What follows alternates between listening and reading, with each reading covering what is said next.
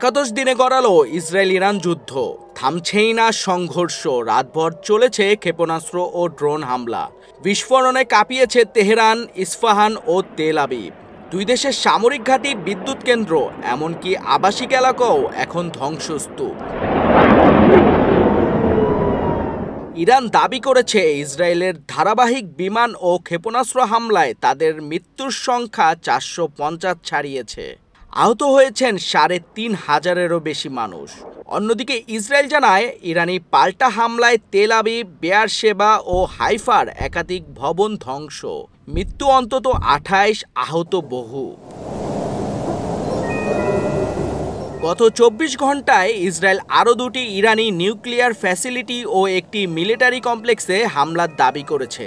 এদিকে ইরান বলছে গুরুত্বপূর্ণ স্থাপনা ক্ষতিগ্রস্ত হলেও বড় কোনো রেডিয়েশন লিক হয়নি। সতর্কতায় প্রস্তুত রাখা হয়েছে হাসপাতালগুলো। সর্বশেষ ইরানি পার্লামেন্টে হরমুজ প্রণালী বন্ধের সিদ্ধান্ত নিয়েছে। এই সিদ্ধান্তে বিশ্ববাজারে তেলের দাম আরও বেড়েছে। বিশ্ব অর্থনীতি নতুন অনিশ্চয়তায়।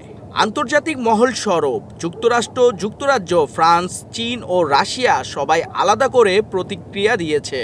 যুক্তরাষ্ট্রের বক্তব্য ইরান একাই দায়ী। অন্যদিকে চীন, রাশিয়া এই হামলায় কড়া নিন্দা জানিয়েছেন।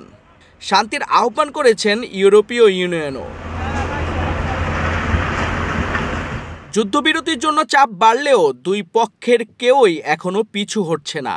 ইসরায়েল বলছে আরও কঠোর জবাব আসবে। ইরানের সর্বোচ্চ নেতা বলছেন কোনোভাবেই আত্মসমর্পণ নয়। দেশকে রক্ষা করব।